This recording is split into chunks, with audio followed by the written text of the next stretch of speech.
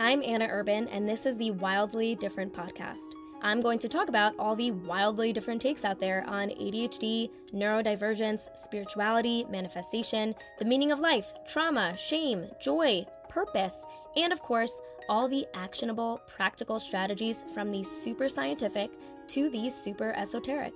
Some episodes will leave you with more questions than answers, but that's exactly the point.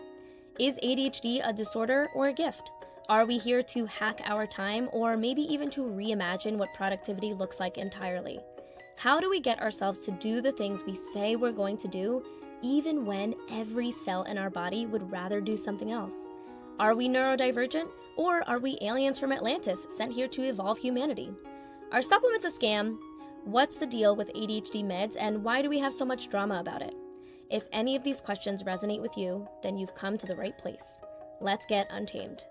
Welcome back to the Wildly Different podcast. I'm Anna Urban. I'm an ADHD coach with a master's in education. And on this podcast, I get into all of the nuance of ADHD and the things that just aren't talked about in most mental health spaces. On the last episode of the podcast, episode 15, we talked about emotional regulation, what it actually means, why it's so misunderstood, and how ADHD plays into the conversation. And we challenged some of the common narratives about ADHD and emotional regulation because the truth is we don't have all the answers yet. You are not just your wiring. You are not just your emotions. That's what that episode was all about. Your emotional regulation struggles aren't just about ADHD. They're shaped by your environment, your upbringing, and your experiences. And if that's true, then that means they're not set in stone. They can change. You can change. So if you missed that episode, go back and listen to that one too, since it will clear a lot of things up for you. On today's episode, I want to talk about some of the other concepts that are crucial when we're defining emotional regulation, and one of those is anti-fragility. Anti-fragility is a term that was coined by Lebanese-American essayist and mathematical statistician Nassim Taleb. And yes, I had to Google how to pronounce statistician. The very first time that I learned of this concept, it blew my freaking mind. It changed my life forever. It gave me so much hope because it reframes how we look at the negative situations and circumstances in our lives. Anti-fragility is the idea that some things get stronger when they face challenges. In fact, some things require stress and challenges in order to just maintain. Think of your muscles, for example. If you don't use them, they atrophy. They actually break down. So a certain degree of stress is required to keep your muscles working. Another way of looking at this is imagine you have two toys, one made of glass and one made of rubber. And if you drop them, the glass one shatters. It's fragile. But the rubber one bounces back, and it might even bounce higher, meaning it's anti-fragile. I want you to think of this concept in terms of your emotions. Anti-fragility teaches us that emotional resilience is what we get when we treat our emotions like that rubber toy or our muscles. The more we face and work through emotional discomfort, the better we become for having handled it. Anti-fragility means we don't just survive stress, we actually require it.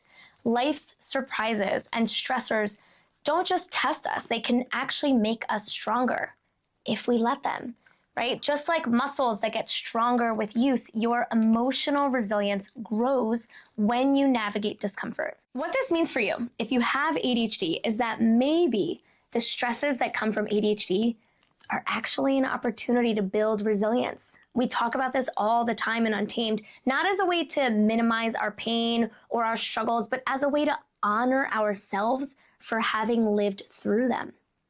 Two things can be true. We can be vulnerable and empowered at the exact same time. I can't talk about anti-fragility and ADHD without talking about childhood and parenting.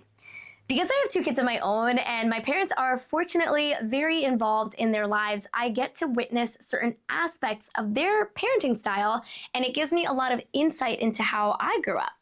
My parents, for example, will try to prevent fights between my kids by getting two of the same toy, or if one of them is upset, they'll try to intervene right away.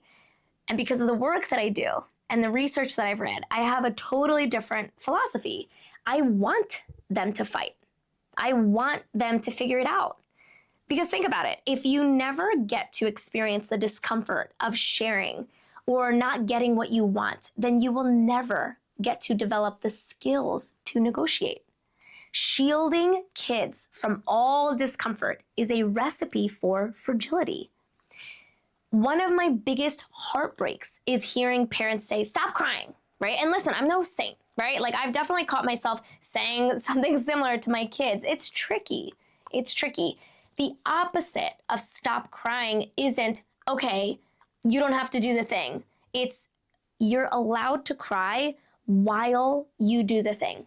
And this is also why it becomes a chicken or the egg kind of question. Like, is it ADHD that makes it harder for you to regulate your emotions, or was it how you were raised to regulate your emotions? And I'm not turning this into a trauma conversation. That's a topic for another day, but I do want to talk about how parenting styles affect emotional regulation. When you have the awareness of what parenting style your own parents use, it will help you make more sense of your adult reactions. And if you have kids of your own, you can now start to develop a different parenting style, one that will break this cycle and allow your own kids to be able to regulate their emotions in a healthy way. Most parenting experts will point to 4 main parenting styles, and they're defined by the amount of warmth and the amount of boundaries that a parent sets, or the level of boundaries or the degree of boundaries.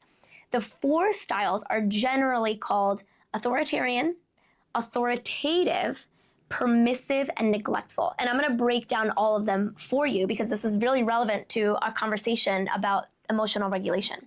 So let's say that your kid is crying because it's time to turn off the TV and they don't want to. Here are 4 common responses. So neglectful parenting is low warmth and low boundaries. So in this scenario, actually, it's not time to turn the TV off because the kid decides everything on their own. Like the kid decides how much screen time they get, when they go to bed, when they eat. Like neglectful parenting is like the parent doesn't care what happens or what doesn't happen, okay? So number 2 is authoritarian parenting. This is low warmth, but high boundaries. And there's so much to be said about authoritarian parenting, and maybe you experience this yourself. It's like where there's a home where there's a lot of rules and there's a lot of like shame-based punishment, a lot of like sometimes manipulation.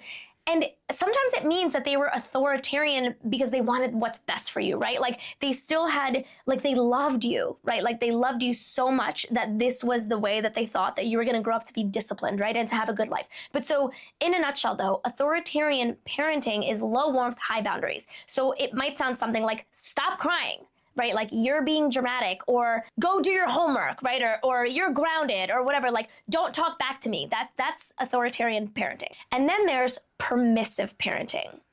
And what's interesting is permissive parenting with the whole like gentle parenting approach that has come in the last, decade or so. When a lot of people think of gentle parenting, responsive parenting, what they're thinking of is actually permissive parenting. And this actually does not create resilient kids. So permissive parenting is high in warmth, high in affection, but low in boundaries. And what this sounds like is, okay, it's okay. You can watch some more TV, right? Like when a child pushes up against a boundary, the parent folds because they're uncomfortable with the child having uncomfortable emotions, right? They're uncomfortable with their child having difficult emotions. And so they will swoop in and save the day. So that's permissive parenting. And for a lot of parents that grew up in authoritarian homes, sometimes the pendulum swings too far in the other direction where it's like, well, I wasn't given any warmth at home. All I had was boundaries. So I'm going to give my kids the complete opposite. And I think that there's a lot to be admired about that, right? Because it's like we want to give our kids what we didn't have ourselves as children. But the thing is, it can end up creating more problems in the future. And I'll explain why that is. So the last style is authoritative. Authoritative parenting is high warmth, high boundaries. And what this sounds like in this example is, I know, it stinks that we have to turn the TV off, right? You're allowed to be upset. I know it sucks, but we're still turning the TV off because we have, a 1 hour time limit or a 30-minute time limit. It's like you establish what the boundary is. It's like it's this much screen time. And when it's time to turn it off, you hold the boundary, even though they're having an uncomfortable response to it. And yes, it's uncomfortable for you to witness. It's uncomfortable for them to navigate. Only the authoritative response helps kids build anti-fragility. None of the other ones do. So meaning they become more resilient as a result of experiencing an uncomfortable emotion, as a result of experiencing an uncomfortable situation for them. Only the authoritative response helps kids learn to regulate their emotions. You're holding space for their emotion with the warmth, and you're validating them.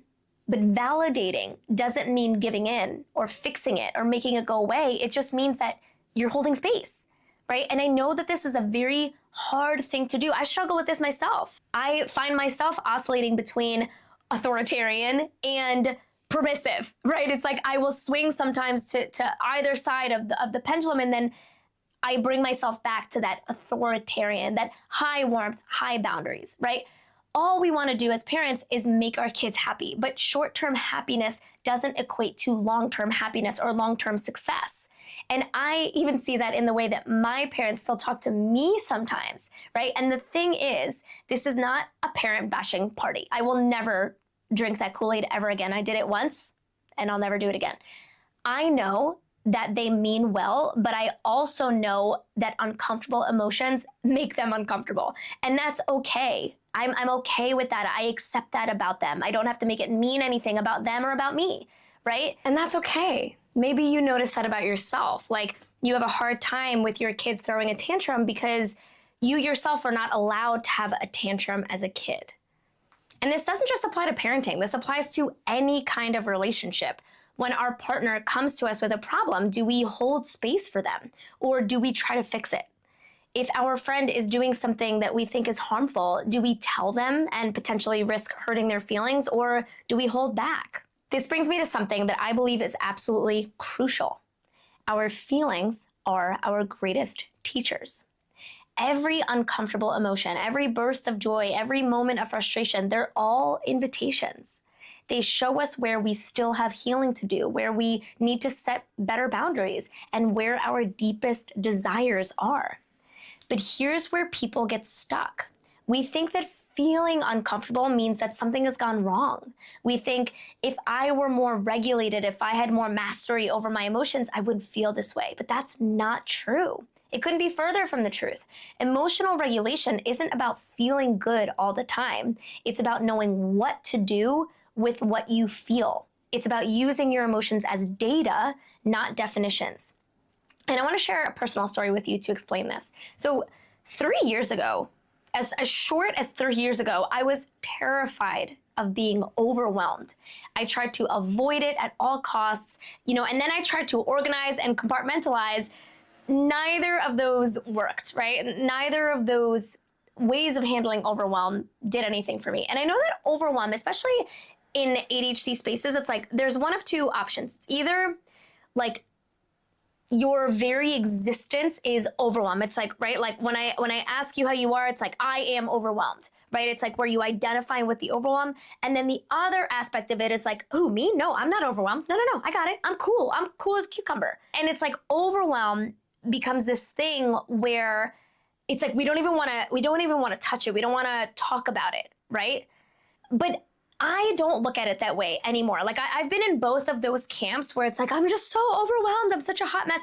And then in the other camp of like, overwhelm who, right? It's like, I'm above it. But that's not the point. That's not what emotional regulation actually is. I'm not afraid of overwhelm because I know that it's here to teach me something. And good thing too, because I'm very overwhelmed at the moment. I'm very overwhelmed at the moment. And it's even a big thing for me to admit that I'm overwhelmed, because I'm a coach, right? A lot of my clients listen to this podcast, but I know that they understand my heart when I say this. It's okay that I feel overwhelmed. It's perfectly okay. I don't particularly love feeling overwhelmed, but I know that I no longer exist in a chronic state of overwhelm. And so the fact that overwhelm is here is meant to teach me something. It's not going to be here forever, but it just so happens that I'm overwhelmed right now. And it doesn't steal the show, right? Like, just because I feel overwhelmed doesn't mean that I don't also create space for other emotions simultaneously, right? Like, I may be feeling overwhelmed today, but later today, I'll be feeling gratitude. I'll be feeling joy when I'm hanging with my kids, when I'm cuddling with my dog, right? It doesn't take away from my life. It doesn't steal the show. It doesn't prevent me from other experiences. The reason that I'm overwhelmed right now is because I'm at a messy growth phase in my business. And it is both overwhelming and exciting, right? These are champagne problems, if you will, right? It's the kind of overwhelm that comes with growing pains. I can't avoid it if I want to grow, right? I'm holding space for all these people. My team is growing. It's overwhelming, and that's okay. I love this quote from Josh Trent, host of the Wellness and Wisdom podcast. He says, "If an emotion is energy in motion, the best way to navigate it is to be a river, not a dam." I love that. When we allow the emotion to take up space in our bodies, we can learn from it. And in Untamed, I teach my members how to move through their emotions using a 4-phase process. I call this the Untamed Freedom Formula. And in a nutshell, it boils down to 4 life-changing emotions, making those your default before doing anything, right? And those are curiosity, self-compassion, acceptance, and willingness. So in my case right now, I accept that I feel overwhelmed. I accept, okay? I'm not judging myself for feeling overwhelmed. I'm not embarrassed by it like I used to be in the past. In fact, it's kind of like a badge of honor, right? Like I said before, if my business wasn't successful, then I wouldn't be feeling overwhelmed. I'm at a growth edge. I'm stretching right now. It's not gonna feel like this forever.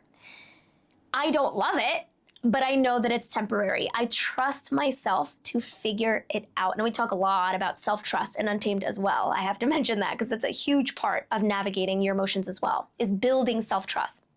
And then curiosity. Curiosity is one of those bridge emotions that I talk about a lot. Curiosity is about asking questions about the overwhelm. So you've accepted it, and now we're asking questions, right? And right now, the kinds of questions that I'm asking myself are, what parts of my business feel overwhelming? Because it's not my entire business. Like, showing up and leading a coaching call, freaking so expansive. So much joy in doing that. So it's not that aspect of my business. It's like, and this goes back to, the ADHD principle of breaking projects down into tasks. It's like, okay, I feel overwhelmed, but it's not my entire business. It's little aspects of it, right? What parts feel overwhelming? What is eating up too much of my time? How can I delegate better and streamline things so that I can take things off of my plate?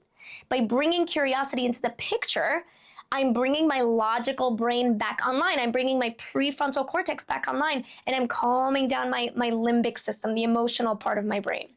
And it's not that I want just logic and no emotion. No. I mean, what kind of business would I run if I felt no emotion, right? Like, if I felt no emotion about it or about, my clients, like, that'd be pretty crazy, right? I'd be a pretty dry ass coach and a human.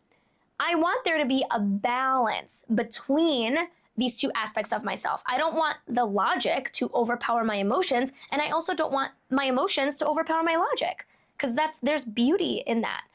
Bringing in self-compassion. Self-compassion is one of the other emotions that we really lean into heavily. Bringing in self-compassion is reminding myself of all that I have done, right? There's a concept of, a theory, a belief in ADHD that we struggle with memory. And this checks out for me. I do struggle with my memory, and a lot of my clients relate to this as well. And maybe you do too. But that means that sometimes we forget our past wins. Part of self-compassion is reminding us of those, reminding us of how hard we've worked to get here, right? How hard I've worked to literally build this business from the ground up. 3 years ago, this did not exist.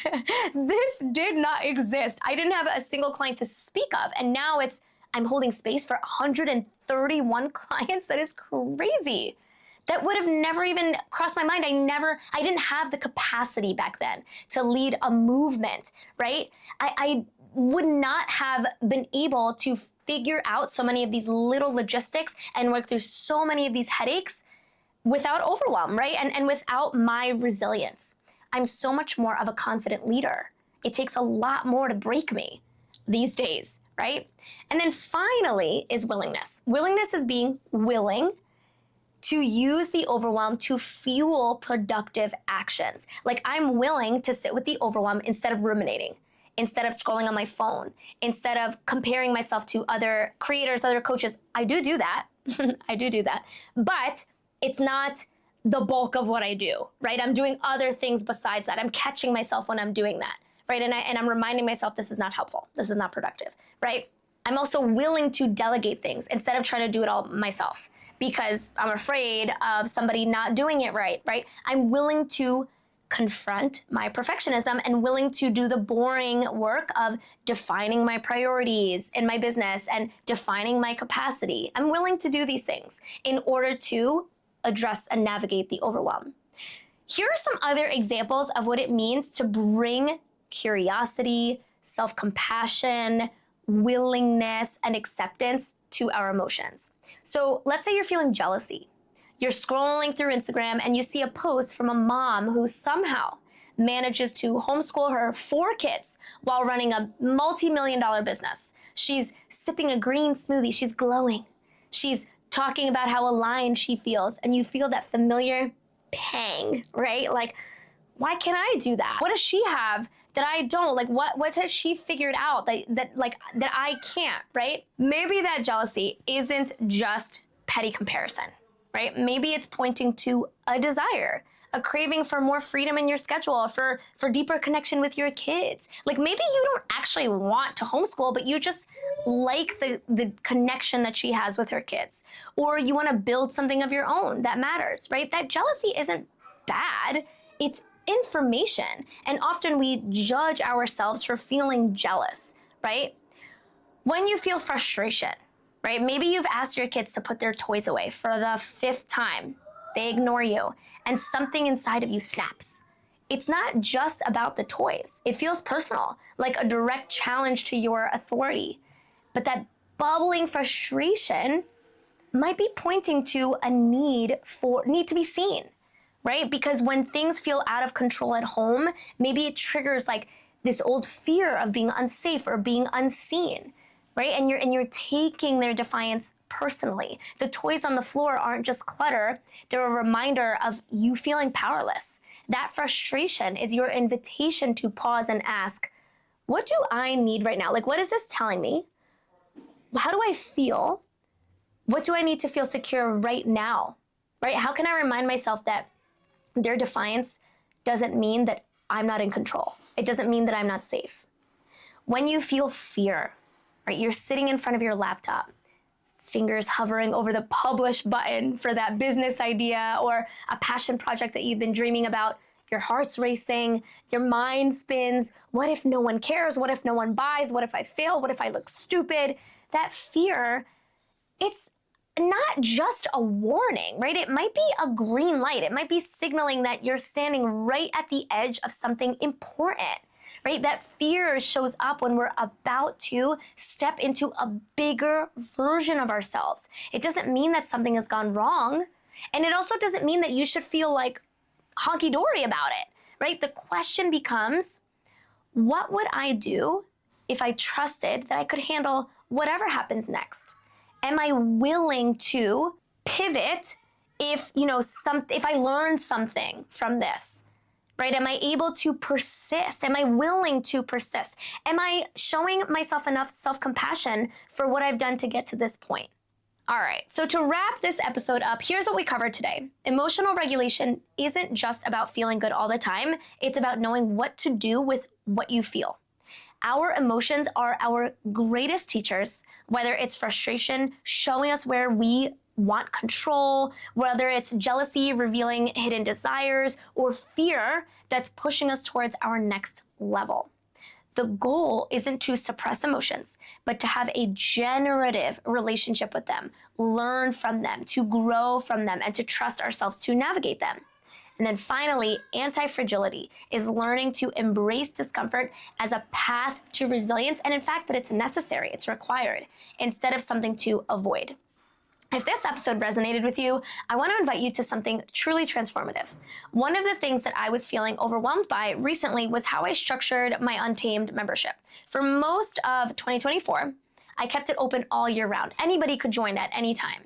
And then in October, I decided to experiment. In October of 2024, I decided to experiment with a closed enrollment model, thinking that it would create more focus, more depth.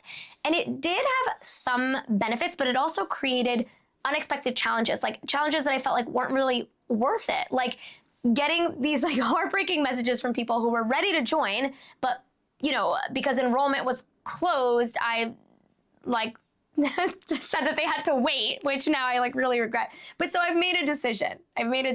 Untamed is now open, and it's staying open for the foreseeable future. But I'm also making sure that you're fully supported from the moment that you join. One of my reasons for doing an open and closed model is that I like the idea of people joining as a cohort, but the community is so dang supportive and so welcoming and so inspiring that the cohort doesn't really make all that big of a difference, right? Because ultimately you're joining a group, you're not just navigating it with your cohort. But I want you to make sure that you feel fully nurtured, fully supported through the onboarding process so that you never feel lost or overwhelmed. There's a lot of resources in there. And so I know that it can feel overwhelming if you don't know where to start. Okay, my battery just died for like the third time on my camera, but I really want to finish this podcast episode, so I'm just going to record the rest of it on my phone if you're watching this on YouTube. If you're listening to the podcast, then it's all good. There's no change. But what I was saying was, I want you to feel super supported from the minute that you join Untamed.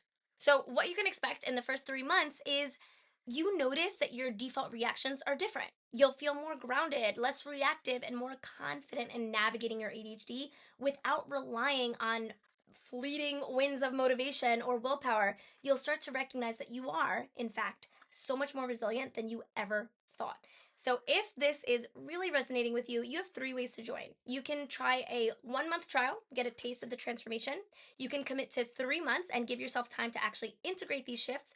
Or you can go all in for 12 months at our lowest rate and commit to untaming the wildest, most aligned version of yourself this year. I promise you, you will be unrecognizable in the best way possible. So if you're interested, you can find all the details in the show notes or in the description of this if you're watching on YouTube.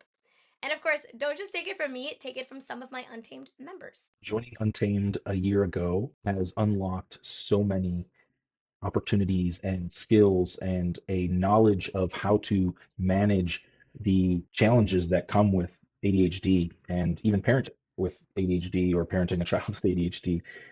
The freedom formula that has been developed by Anna has been a complete game changer. It brings all of the things that I've learned and Untamed and then kind of puts it together in a nice package, ties it in a bow, and is the thing that when you put in that work is gonna truly make the change of how we believe, how we act, how we react to things. And it's going to be a huge bonus to my understanding already, and it's going to be the thing that pushes me over the edge and allows me to reach my potential. I cannot say enough about the resources and the information in the Untamed Freedom Formula, and I cannot say enough about the Untamed community and how supportful they are and how much they lift people up and help them with their experiences or their empathetically.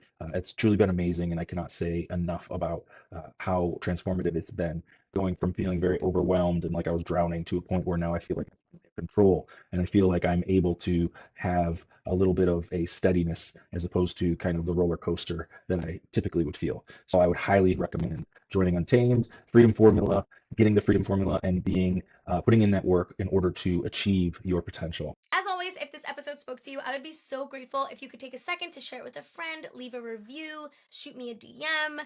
Let me know what landed for you. I love hearing from you. I'll see you next time. My wild humans, stay untamed.